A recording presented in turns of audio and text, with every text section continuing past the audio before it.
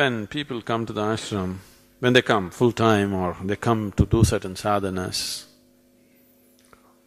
we don't tell them why. Only now in the last few years we started talking about it, otherwise all these years we never spoke about it. Somebody comes, I always give them a copper ring to wear. They cannot remove it, it must always be there on their finger, on their left hand, ring finger. Why this is, when they do very intense sadhanas, you know what's a samadhi? Samadhi means sama and di. Sama means equanimous, di means buddhi, equanimous state of intellect. When intellect becomes equanimous, there is no duality. When there is no duality, when you don't know which is me and which is you, now your life energies do not know where to be, so they may go anywhere. So the point of contact with the body becomes less and less. It can be brought down to a point where your point of contact with the body is just one-pointed. When somebody becomes one-pointed contact, we say nirvikalpa samadhi. If a person is in this state, if I just do this, he will leave the body for good. Even a pinprick is enough. Just prick him with the pin, he will leave the body. He will be in such a fragile state. His contact with the body is so minimal, he is elsewhere already. But just one-point contact with the body, this is known as samadhi. When people are in such states, we keep them in protected atmospheres, very, very tightly protected atmospheres.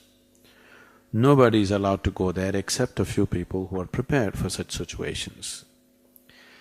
But when we do certain work, one of the things was the consecration of Dhyanalinga. We were required to be, people who were involved were required to be in such states of samadhi, but at the same time they were required to be intensely active, which is very risky. People can very easily leave the body. One moment of unawareness, they can leave the body and they may not be sometimes able to regain the body. So certain precautions were taken, everything was done, but when it was coming to a close, certain situations happened which we had to face in so many ways. And I had always set my life in such a way, once the lingam consecration is over, I will leave. I had planned my life that way, everything was settled that way, all preparations were made for me to leave.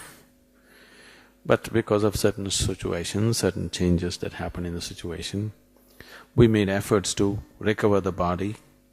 In the process of consecrating the lingam, I used my body and my energy so blatantly. Those who have seen me before, or if you see my pictures, you will see in just about 8 to 9 months, I aged almost 25 to 30 years. You will see my pictures.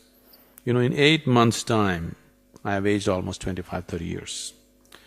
Because we used the system so blatantly. Because I never planned to live beyond that, I had my body completely ruined by the time I finished the consecration. You should see my medical reports, my blood work and other CAT scans and other things. Every day doctors were, diagnosing me with some bizarre disease which is no way to recover or something like that. I have not been through any treatment. In the last 4 years, we have been working on the system. Today it's much better. Accordingly, my activity is increasing. I have not been inactive, I have been constantly active these 4 years, but it was quite something to keep the body going. But now it's so much better, it's not 100% yet. It's still on some kind of support system, but it is so much better, it's recovered.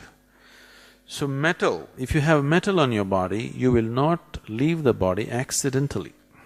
So that's why the ring is always put on people who are doing intense sadhanas. Unknowingly they may leave the body. So people were afraid that I will leave and they put a shackle on me.